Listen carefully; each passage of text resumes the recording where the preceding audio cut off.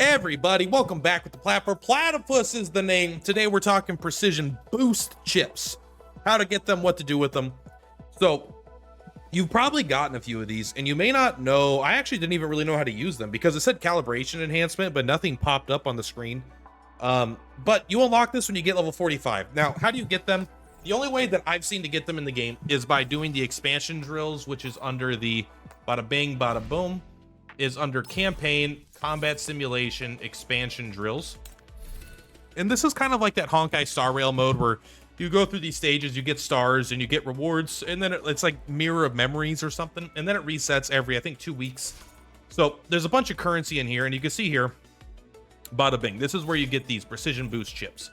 These are actually very, very valuable, and you want to have a lot of them when you can, because you basically, one is almost useless, but if you have 3 or 4 of them, they're going to be very good. So I'm going to show you, and I'll use an example piece of gear that I want to use it on. But as you can see here, as you get these stages, just by clearing it, you will get 1 per stage. So you could get up to 10 every 2 weeks, 10, 11, 12, 13, 14, 15, 16. So you can get 8 a week if you're doing really well. So this is a very limited resource. So you are going to want to be careful how you use them, because this is something that's actually even more limited than I think the basic cores.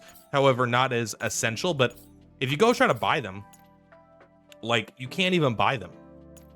There's nowhere in the game where they actually are included anywhere, right? That I've seen.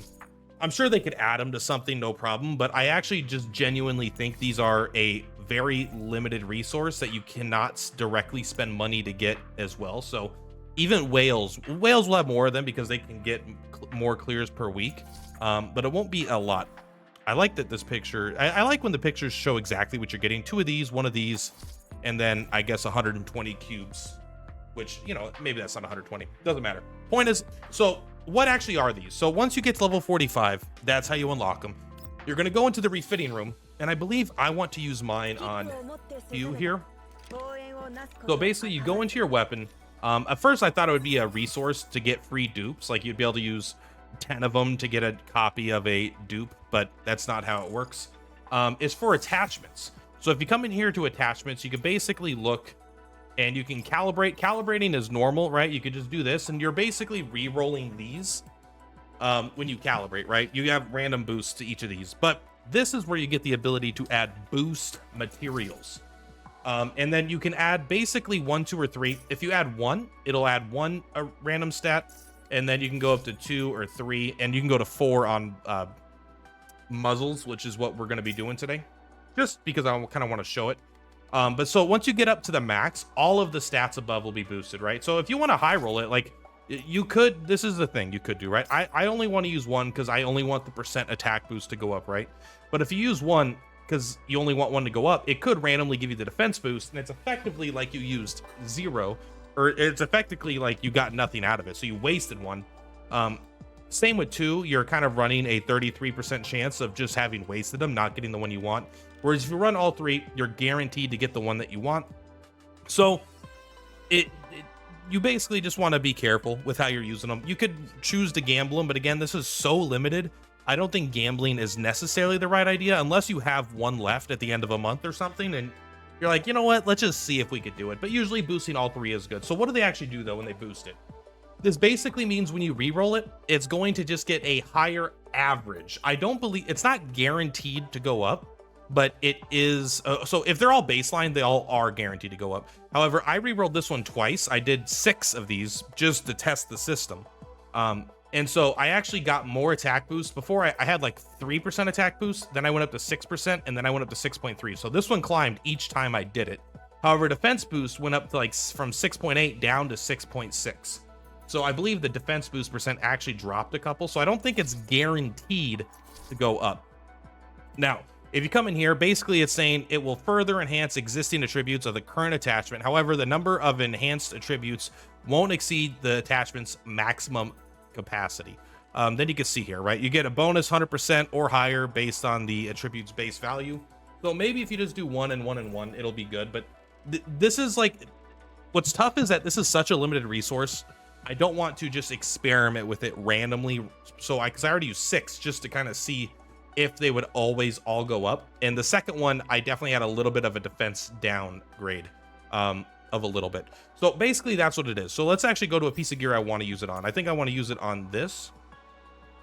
So this is actually pretty good, because if you look at, basically you're not going to want to use it on gear like this. Probably you're going to want to save these for like quote unquote perfect gear, or gear that's borderline perfect. So for me, this is not really what I'd want to use it on. It has health, crit rate, and this is on my main damage dealer. All they do is deal damage. So it has crit rate and crit damage, which is good, but it has defense boost, which I just don't care about. Maybe in a PvP setting this becomes important, but this is a low roll on a pure damage character. Whereas again, health as well. But if I come over here, this one has attack instead of health. Okay. It has crit rate still. It has crit damage still. And it has attack boost as well. So this is like a perfect kind of thing I want to use it on. So we're going to first change to that. Then we are going to calibrate it. So you can calibrate it like normal, right? And that will just get, everything will get boosted. Give a random attribute boost, or you could use all 4 of these. So I have 14 of them still, so I'm not out. I kind of want to try it like this first, because let's just calibrate it, and then we'll calibrate it a second time with the boosts. See if that, just to give us a second experiment here to see if they actually go up. But yeah, crit damage went up 190%. Attack boost went up 100%. Crit rate went up 150. Attack went up 100. I mean, that's an insane roll.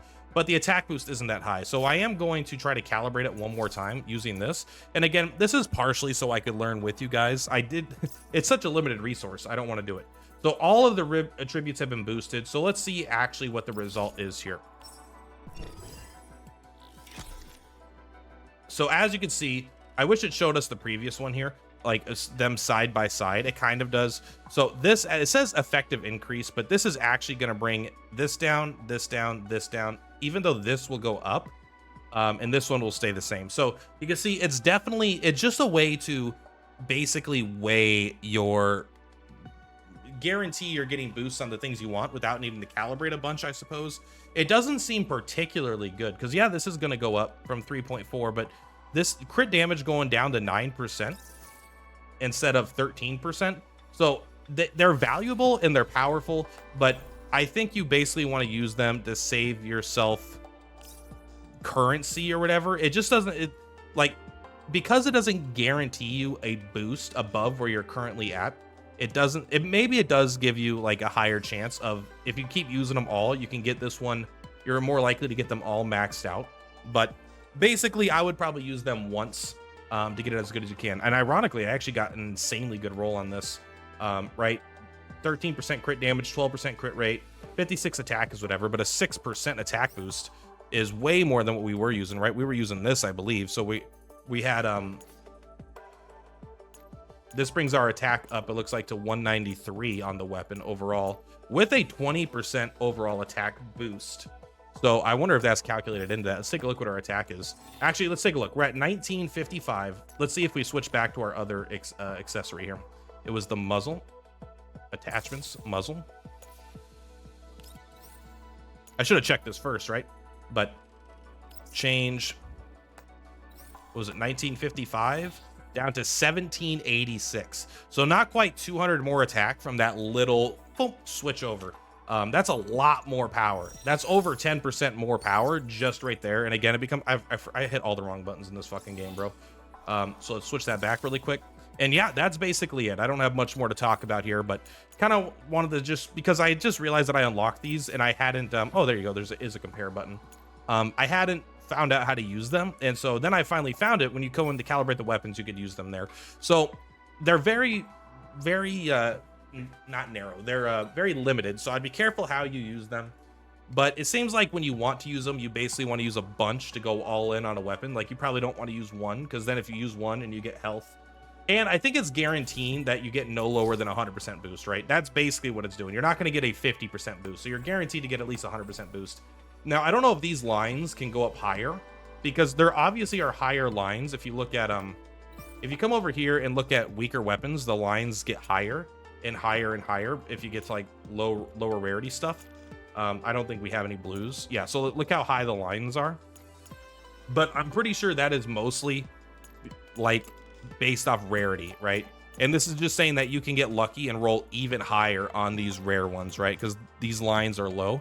And this is probably what is expected, and so maybe you can high roll them. But it doesn't seem like if you keep going again and again and again, you will guarantee. I was kind of hoping that these would be, all right, this is considered the new base stats, and so it'll be able to boost it beyond that, guaranteed. But it doesn't seem to work that way, from what I could tell, which is why we did it in the way we did it. But yeah, that's all, guys. Thank you very much. That is how we get those boosty boys. That's how you use with them. It's a lot of power. Again, we just got an extra 200 power, so you do want to use them. Once you get the right accessory with all the perfect stats you want, don't feel shy about using some, but also just keep in mind that they're going to be a slow trickle in. So don't use them all in one day, ideally. Anyway, guys, that's all. Much love. Purplatypus is Purplatypus. I'll see you on the flip-flops. Bye! On the rise, watch the